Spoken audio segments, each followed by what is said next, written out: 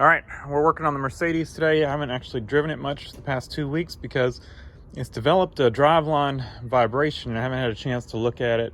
I didn't want to drive it with it just in case, I didn't want to cause any more damage or anything. But it had a vibration like this in the past, and it was the transmission mount. So I'm assuming maybe something, maybe the transmission mount's bad again, or we could have a drive shaft issue, center carrier mount or carrier bearing or something like that. Don't think it's a U-joint. I think this thing does have a U-joint that's starting to go bad, but I think if it was bad enough that it was causing the vibration, I'd hear a really big clunk. But we're not going to roll that out until we get up under it. So I've got it up on the ramps, and let's roll up under it and see what we find. All right. Here we go. So, transmission mount. Looks pretty good. I don't really see any issue there. A little grungy. And the bushing, or the driveline coupler looks good. This thing is not as high up as I would want it to be.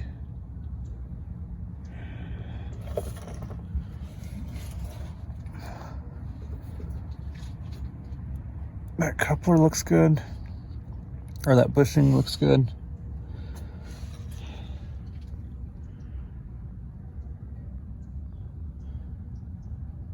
Yeah, I may have to get the jack into this thing, or get up under it without the creeper.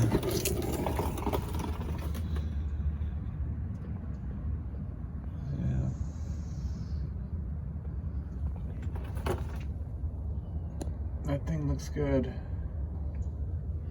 So where's our vibration coming from?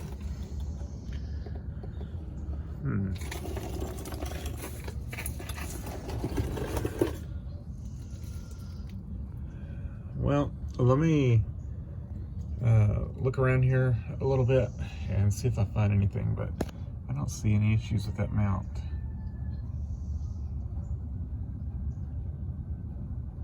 Perfectly fine to me.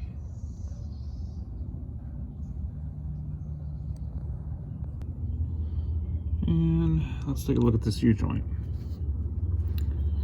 U-joint actually looks tight.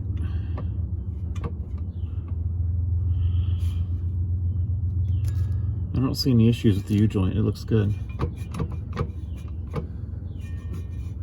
Looking at the back side of that bushing. Oh, there it is. Come on.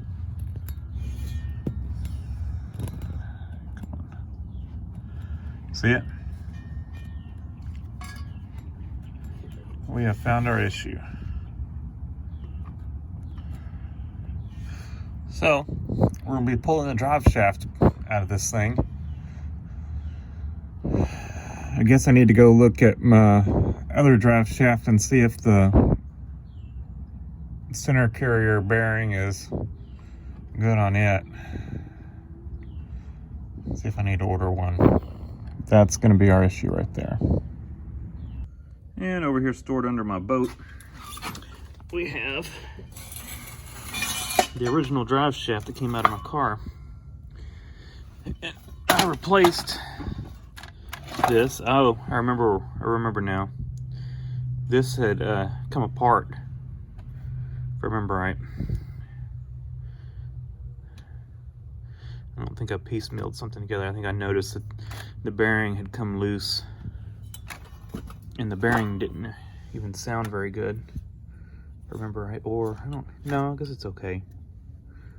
So, do we try to glue that back in, or do we just order one? I think this was a cheapie, so maybe we try to find a good one so we don't have to do this over again. I don't know that I would trust gluing this thing back in. We'll see.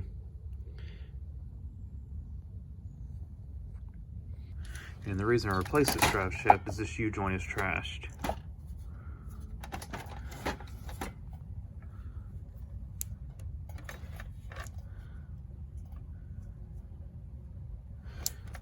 Can't see it real well, but it's trashed. So let me see what I can find. Like I said, I think I'd rather just buy one than try to glue this one back in. I mean, if we're going through the trouble, I think we should make sure it's gonna hold up, and I really don't want to go to all the trouble and it come loose again. All right, we are up under the car now, so we're ready to go ahead and replace this center coupler, or center support bearing, whatever you want to call it. I guess that's a more correct term. So here it is right here. And these are 13 millimeter. This one right here is a little hard to get to, but not too bad. I'm actually going to put a socket on it, put a wiggle joint on it, and get that one off. And then we're not going to undo the front half of the drive shaft from the, we're going to leave it in place. So we're actually going to have to loosen this nut off a little bit to slip the slip yoke out. And it's a really large size, and I'm just going to use my Knipex on that. It's somewhere in the 40s, something maybe 44 millimeter or somewhere around there, according to my little Knipex window here. It's somewhere between 42 and 47 millimeter, probably about a 44 if I had to guess, and we'll just use that to loosen this off. So like I said, we're going to have to undo those two, we're going to have to loosen this, then we're going to have to come over here and take these off. On mine, the back side is a 17 millimeter, front side is a 15. I've got the transmission in neutral so that we can rotate the drive shaft to get to these. We don't need to take the flex disc off, but now is a good time to check your flex disc. If they need to be replaced, go ahead and replace them. Look for any cracking in them, dry rot type cracking or anything like that. If you see any of that, go ahead and replace them. Mine have been replaced. Both of mine are in great shape, so I'm not going to take them off.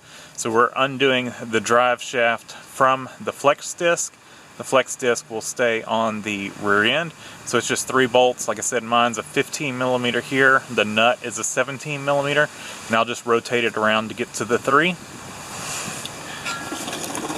And then my front ones are, which I'm not undoing, they are Allen head. So I think they're 10 millimeter, so it's possible you might have socket head cap screws on the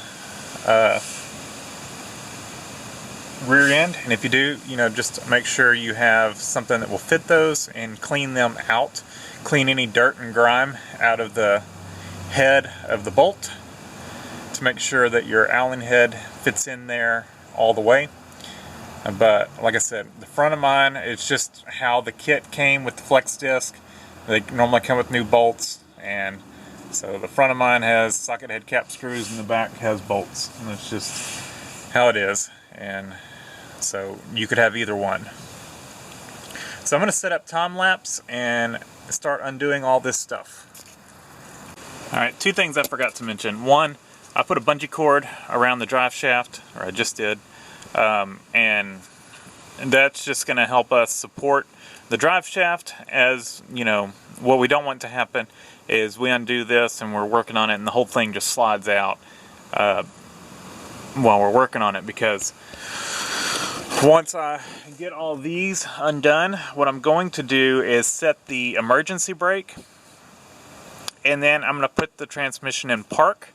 We're going to put the drive shaft where the weights, the counterweights, are facing down, and we're also going to mark the drive shaft. We're going to mark it here on the splines as best as we can, and then we're going to mark over here, and that's going to give us a reference point to get this thing back in the exact splines that it's supposed to go in. There's no master spline on these drive shafts, and they are balanced in the position that they're in.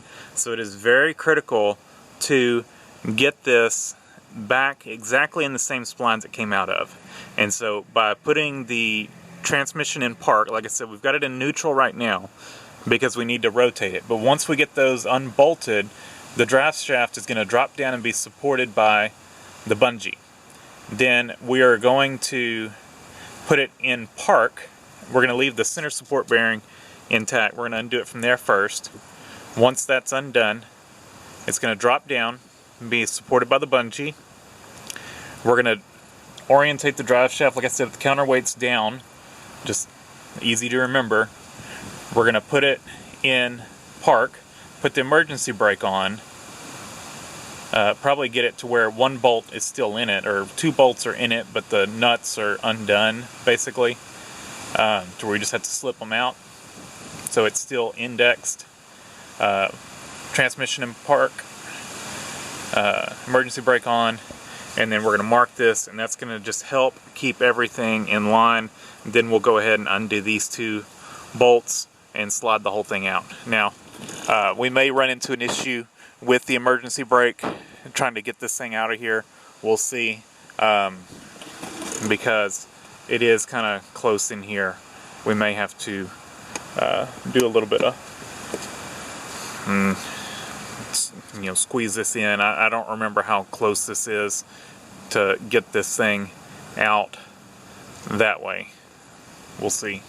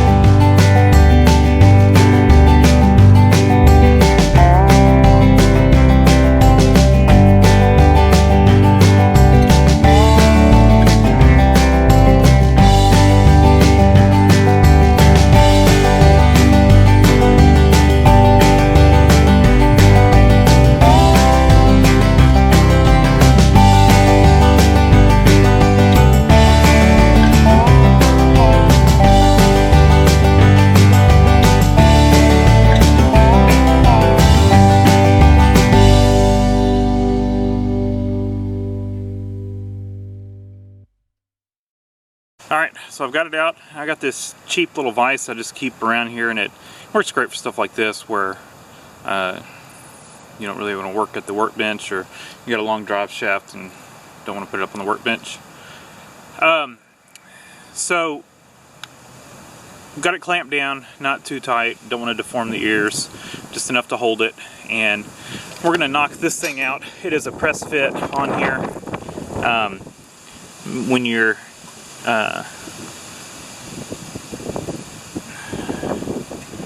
we're not gonna, it's gonna be hard to get in here. We're probably gonna ruin this bearing getting it out, because you really can't get to the back side of it. You don't want to hammer, you want to be on this surface here, but we can't get to it on this one. So I mean, this thing's trash anyway, but just keep that in mind, that it's not gonna, you're gonna probably hurt this bearing getting it off. So we're gonna get in here and get on this other surface of it, which is not good, but at least long enough to get in, because it's pressed up against this lip here. You can't get to the other surface to knock it out. So we're gonna knock that out real quick, and then this is a genuine Mercedes part, it looks like. I don't know if it's an original or whatever. It was on this drive shaft. This drive shaft came off my parts car. It looked like it was in good shape, so I just reused it, because the one on my car I had replaced, but the bearing when I pulled the drive shaft out, the bearing had slipped out of this, the rubber piece, partially, and so it was junk. So I don't remember what brand it was. I don't think it was a Euro. I think it was some other brand, and I've bought a Euro to replace this. Come on. Here's the Euro. I've got my little 2-pound mini sledge. We're gonna get that in here. My favorite hammer.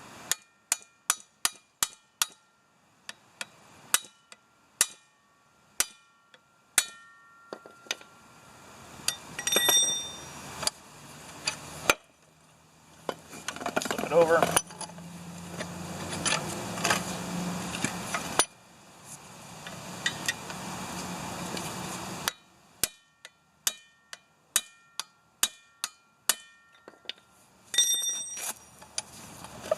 Now that we've got it moving, I think what we can do, make this a little easier.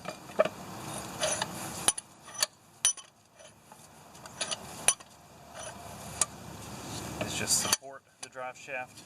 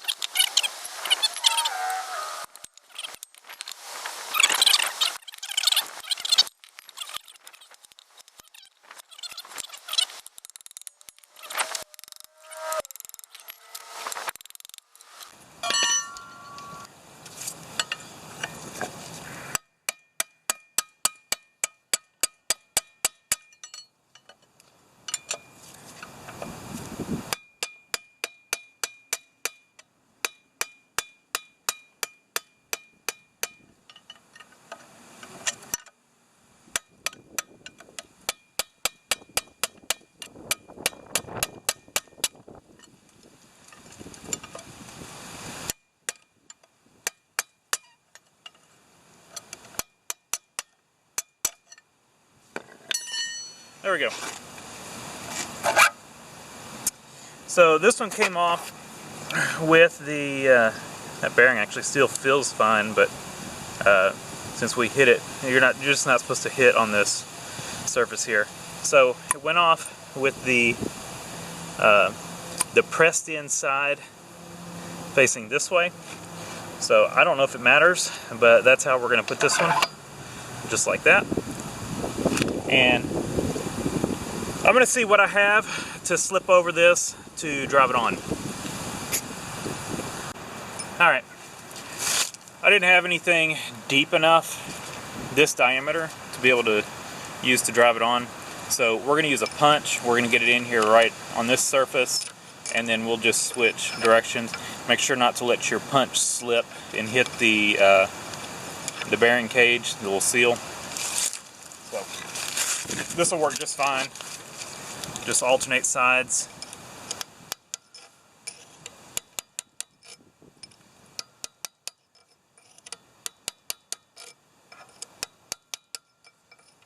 If you wanted to, you could throw some lube on it. It's not really necessary. This is the surface you should be hitting on the bearing. Like I said, to drive it out, we were, of course, you can't see that surface, but we were hitting on this surface here. It looks like we got into the cage a little bit, but you should not hit on a bearing here. You press and hammer, ideally not hammering, but it works okay, on this surface, not on this surface. But this was flush up against the yoke. You couldn't get to this here. The only option you had was to go off of this one right here. But it's not like we're going to reuse that bearing.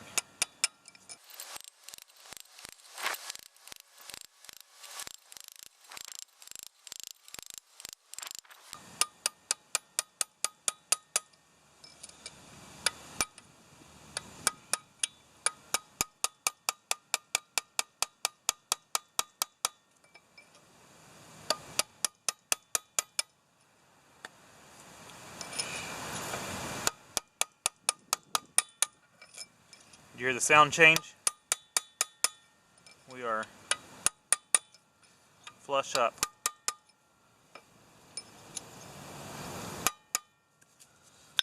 All right, now we can go back in with it, and I can still see, let's see,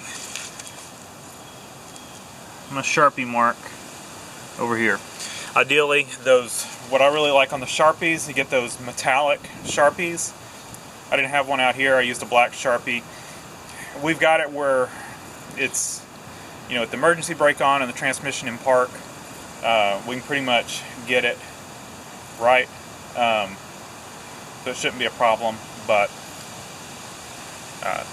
just to be safe, we do have that mark on the spline. Now I just noticed this thing was not original to my parts car. So it's got probably some junkyard. Floyd's maybe, auto. Alright, let's go back in with it. Alright, see my Sharpie mark? Right there. That's what we were lining up. So I've got that one straight down. And can you see, you can't really, there's another mark. So that's our marks. And we are lined up. I'll put another one right here. But keep in mind, this collar can move. So I'll put one there, but also put one right there.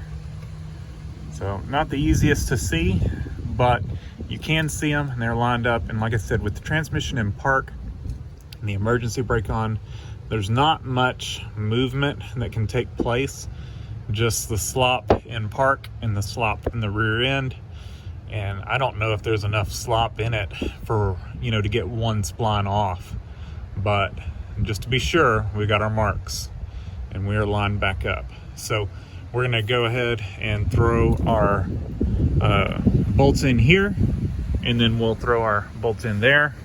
One other thing, my splines were still greased really well, but if they're not, you know, throw some grease in these just for good measure and make sure it, you know, stays slipping well. Also, mine right here is not in the best shape. This should have a little bit of a better rubber seal to it. So you might want to replace this if you need to. There it is, a boot on here. I'm not going to worry about it. They're greased good. We're not in a salty climate or anything where, you know, you're going to get road salt or anything in there. We're just going to let it be. So also you can check your U-joint. Mine is decent. It's got a little bit of a notchiness in this joint right here, but this thing does not flex much. These are supposedly non-serviceable and you got to replace the drive shaft, so we're going to do that. We're just going to go ahead and run it as is. So let me set you up on time lapse and we will get the rest of these bolts back in and then we will be done.